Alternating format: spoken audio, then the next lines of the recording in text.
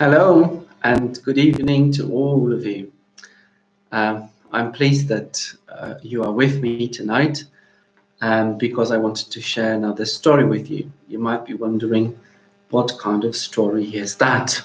Well, it's once upon a time story, but at least I know what is the time that I'm going to talk about this time. Now, there'll be a few puzzles and challenges at the end of this story. One for children, one for adults. So listen to the story carefully, and I hope that you'll be able to give me the answer. Okay, so this is the story from the website that is called storynori.com, and this story is called Saint George and the Dragon. So normally I ask with words once upon a time. This time I will start in slightly different way. 1,700 years ago, in the time of the Roman Empire, there was just outside the city of Cyrene in North Africa, a large, stagnant, smelly pond. In this pond there lived a dragon.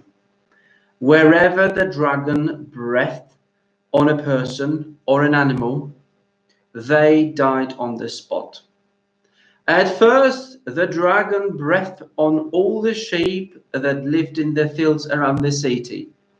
Then he started to attack the people and then to kill them one and all. The people of Cyrene had no choice but to come to terms with the dragon.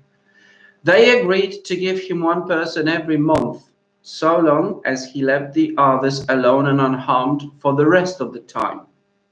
But how were they to decide which person to sacrifice? Well, the king decreed that the names of every citizen should be scratched onto pieces of pottery and kept in a great urn.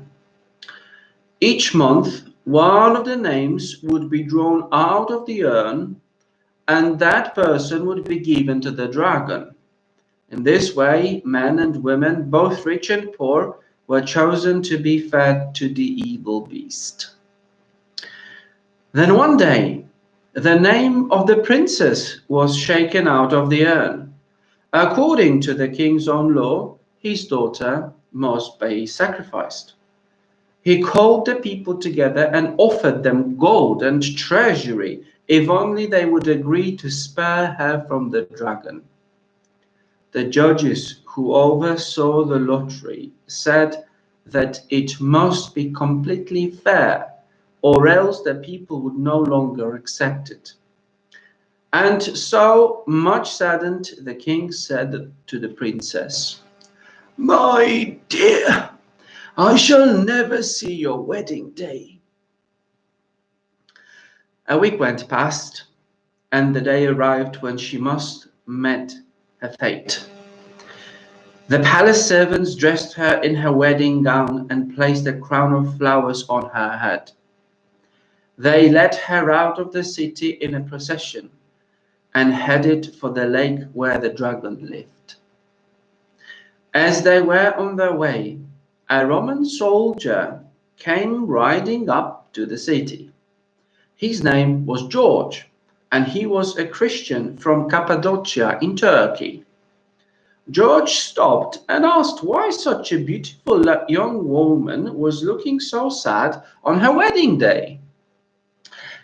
A citizen replied, "Because according to the law, she must this day marry the dragon who lives in the lake, and her wedding gift shall be death."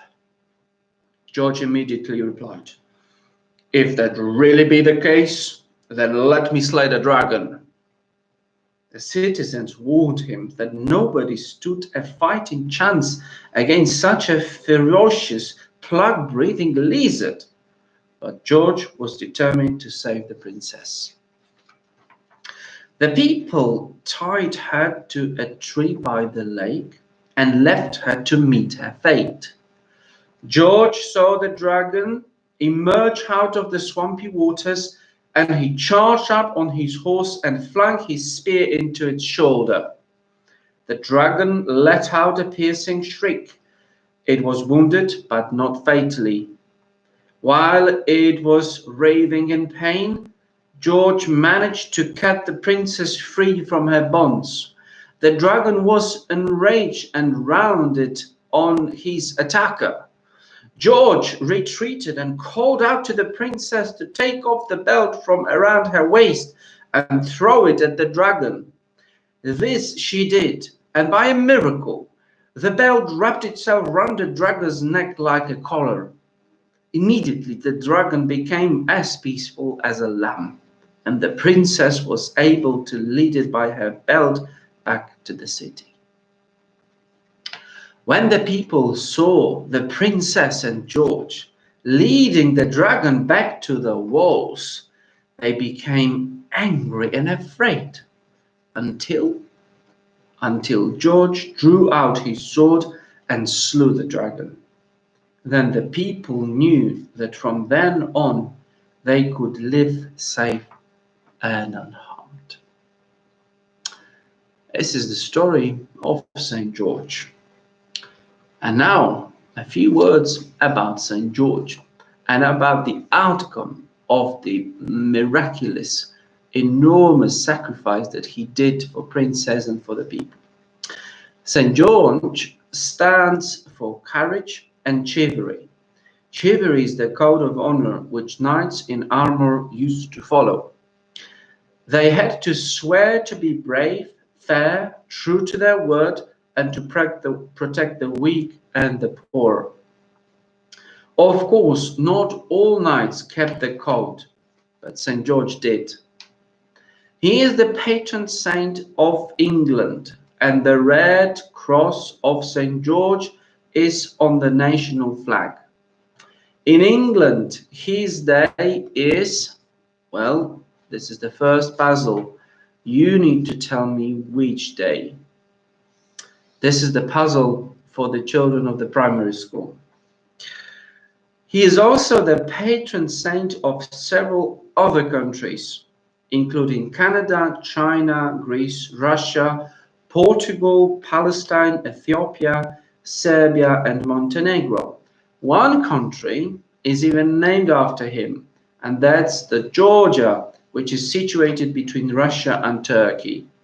He is often painted as a knight in armor from the Middle Ages, but was in fact born long before those times, when the Romans still ruled much of the world.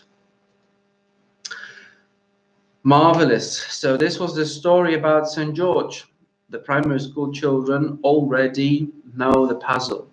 What is the day when we commemorate, or in other words, when we celebrate the feast of St. George? The puzzle for secondary school children is listening to this story.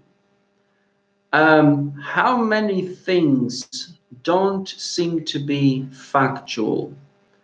In other terms, what doesn't seem to be right when you're listening to this story? Is it only a story like Once Upon a Time stories, or is it a history? What doesn't quite match? There are a couple of things like that. And this time the puzzle for all the adults. Well, this is, I think, my third time when I read about St. George, and this is the story. So I'm sure that there are a lot of educated people who would be watching this Once Upon a Time story. And please, you tell me, what is the history of St. George? It doesn't have to be with your own words. You might find a nice article, something on the internet, something that gives us a bit of gives me a bit of a historical background of who St. George was. So this is the puzzle for the adults. I hope that you have enjoyed the story of St. George. I did, and to me it's a very interesting story. And I'm looking forward to hear from you. So I hope that you will have a very restful and pleasant night. God bless and happy, Well, whose day are we celebrating today? Happy day of this Saint Patron. Bye bye.